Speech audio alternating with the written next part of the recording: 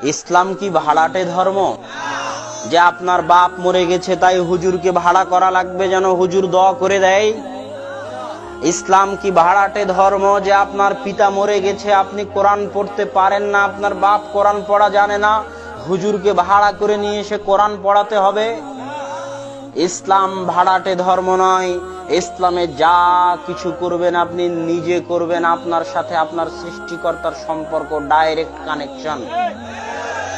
পৃথিবীর মানুষ আপনাকে ধোঁকা দিতে পারে, পৃথিবীর সব মানুষ স্বার্থপর, পৃথিবীর অধিকাংশ মানুষ ধোঁকাবাজ, সবকিছুই আপনাকে ধোঁকা দিবে। আপনার স্ত্রী সন্তানও আপনাকে ধোঁকা দিবে।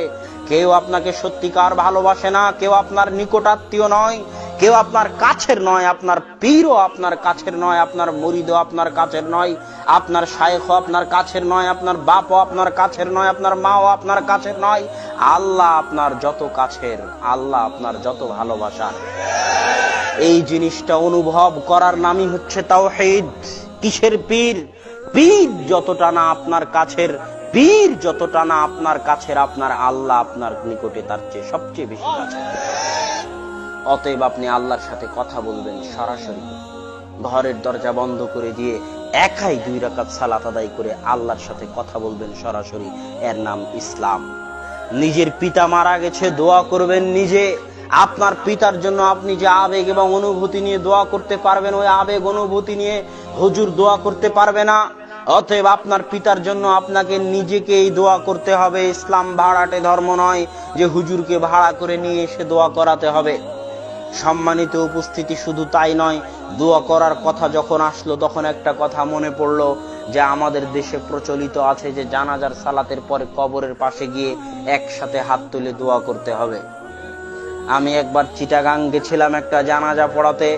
সেটা হানাফি সমাজ, হানাফি এলাকা। সেখানে জানাজার সালাত পড়ানোর পরে আমি বক্তব্যে আগেই বলে নিয়েছিলাম যে জানাজার সালাতই হচ্ছে দোয়া। সালাত শব্দের অর্থ কি? সালাত শব্দের অর্থ হচ্ছে দোয়া।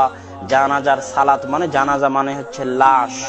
আরবিতে জানাজা শব্দের অর্থ হচ্ছে লাশ, মৃত ব্যক্তি। আর সালাতুল জানাজা মানে লাশের জন্য, মৃত ব্যক্তির জন্য দোয়া করার সালাত। এটা হলো সালাতুল জানাজার অর্থ। এই সালাতটা রাখাই হয়েছে দোয়ার জন্য। তুমি যখন, আমি সালাত আদায় করে নিলাম, তারপরে যখন কবরের পাশে গিয়ে দোয়া করালাম না একসাথে, তখন তুমি বললে হুজুর কত বড় বেয়াদব, হুজুর দোয়া করালো না। আমি বলবো তুমি জাহেল, তুমি অজ্ঞ, আরো 10 বছর পড়ো, দাওরা ফারিক করেছো, আরো 10 বার দাওরা ফারিক করো, করে সেটা বুঝো যে আল্লাহ রাসূল এই সালাতটা দিয়েছেই দোয়া করার জন্য। সারা পৃথিবীর সব হুজুর মিলে কিয়ামত পর্যন্ত যদি মৃত ব্যক্তির জন্য দোয়া বানানোর চেষ্টা করে, তো জানাজার সালাতে আল্লাহ রাসূল যে দোয়া শিখিয়েছেন তার চেয়ে ভালো দোয়া বানাতে পারবে না। এটা তোমার অজ্ঞতা যে তুমি জানাজার সালাতের দোয়া তোমার মুখস্থ না, এটা তোমার অজ্ঞতা।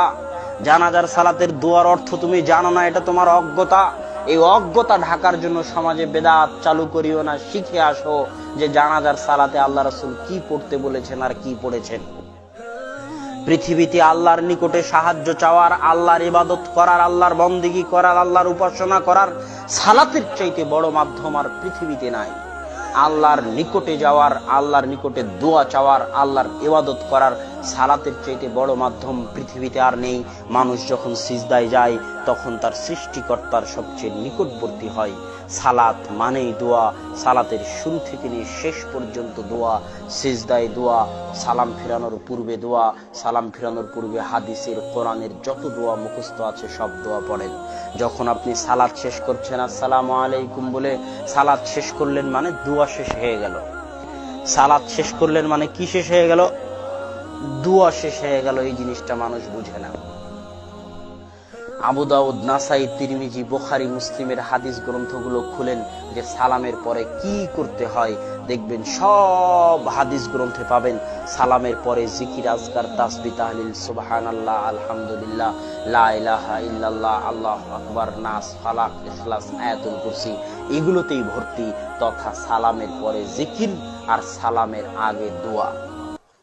এটা হলো ইসলামের সুন্নাত, ইসলামের দৃষ্টিতে বিধান। এবার সমাজে যখন একটা বেদাত ঢুকলো, একসাথে হাত তুলে দোয়া করার বেদাত, তখন সমাজ থেকে 2টা সুন্নাত উঠে গেল। কয়টা? 2টা। এক, ওই একসাথে হাত তুলে দোয়ার কারণে মানুষ ভুলে গেল যে দোয়া করার সবচেয়ে বড় মাধ্যম হচ্ছে সালাত। সালাতের মধ্যে যে দোয়া করতে হয় এটা মানুষ ভুলে গেল।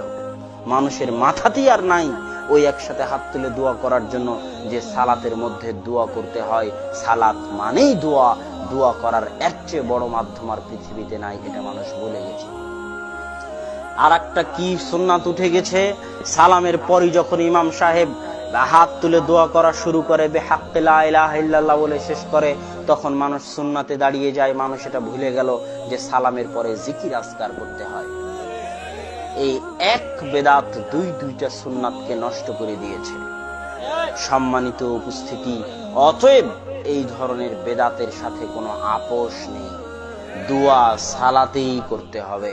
সারা আলাইহিস সালাতু ওয়াস সালাম যখন বিপদে পড়লেন, জালিম বাদশা যখন তার সাথে খারাপ ব্যবহার করার চেষ্টা করলো, তখন সারা ভাবলেন নির্জন দেশ, নিজের এলাকা নয়, সফরে বের হয়েছেন ফিলিস্তিন থেকে, এটা মিশর, নিজের দেশ নয়, নিজের এলাকা নয়, ক্ষমতা রাজত্ব ওই বাদশার, সেনাবাহিনী ওই বাদশার, সবকিছু শক্তি দাপট ওই বাদশার, এলাকা ওই বাদশার, এখানে তার নিজের আত্মীয় নাই, লোকজন নাই, কিচ্ছু নয়।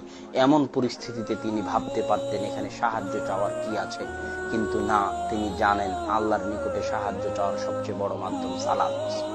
এই জন্য তিনি জালেম বাদশাকে বললেন, তুমি যা ইচ্ছা করো, কিন্তু তার আগে আমাকে সময় দাও, আমি ওযু করে শুধু 2 রাকাত সালাত আদায় করতে চাই।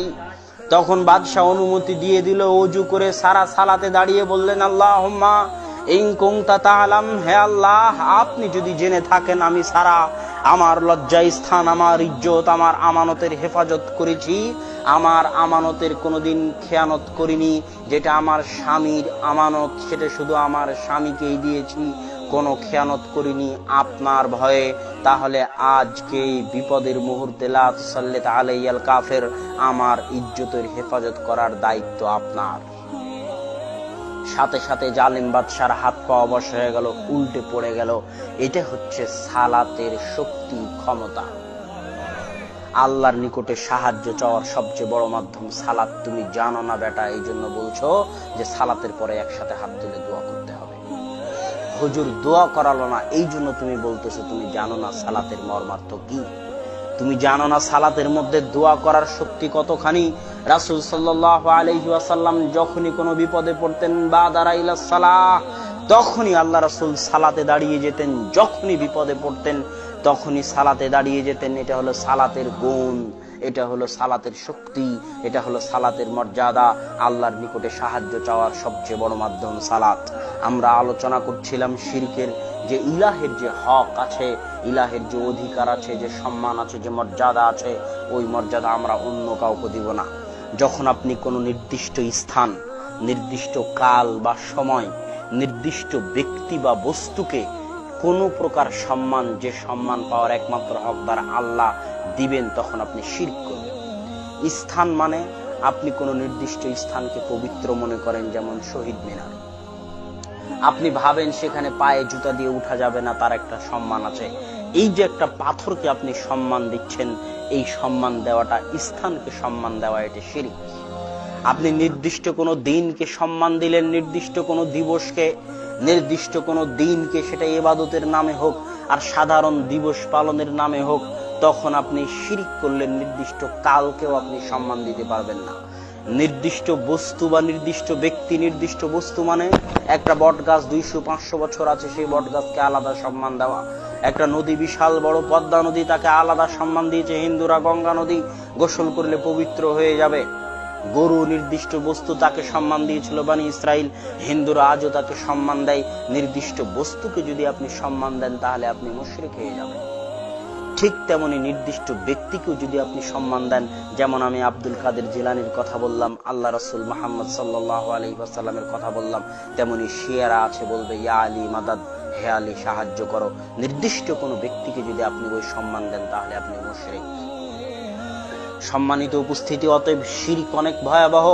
শিরক মানে ইলাহের যে হক, যে অধিকার আছে, ওটা অন্য কাউকে সামান্য পরিমাণ শেয়ার করা।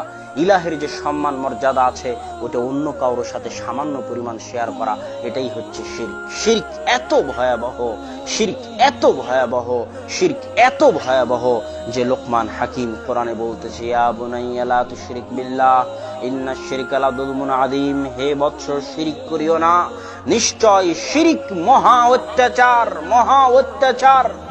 আপনি মাথার ঘাম পায়ে ফেলে বিদেশে কাজ করেন, রাস্তাঘাটে কাজ করেন, কৃষি কাজ করেন, সেই কাজ মাথার ঘাম পায়ে ফেলে টাকা উপার্জন করে বাড়ি বানিয়েছেন, স্ত্রীকে জামা কাপড় কিনে দিয়েছেন, স্ত্রীর রুজি রুটির ব্যবস্থা করেছেন, স্ত্রীর থাকার ব্যবস্থা করেছেন, স্ত্রীর খাওয়ার ব্যবস্থা করেছেন।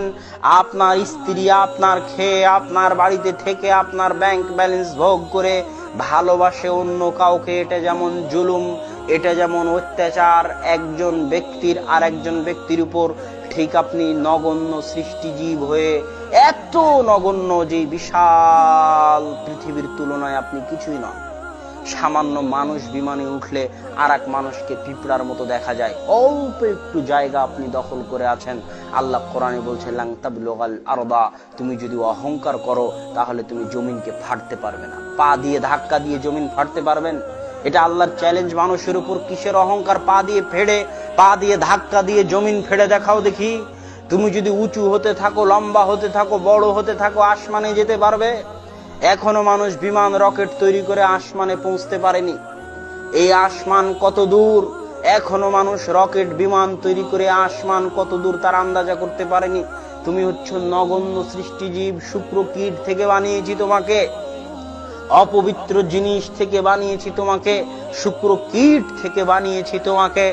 তো এখানে একটা কথা বলে নেই যে এমন নগণ্য সৃষ্টিজীব হওয়ার পরও, এমন দুর্বল সৃষ্টিজীব হওয়ার পরও, এমন অচল অথর্ব সৃষ্টিজীব হওয়ার পরও, যখন তুমি আল্লাহর খেয়ে, আল্লাহর পরে, আল্লাহর জমিনে চলে, আল্লাহর জমিনে বসবাস করে তুমি মহাবিশ্বের মহাপরাক্রমশালী সত্তা আল্লাহর ইলাহ হওয়ার হক, অধিকার, সম্মান, মর্যাদা নিয়ে ছিনিমিনি খেলো, তখন তোমার চেয়ে বড় অত্যাচারী পৃথিবীতে আর কেউ হতে পারে না।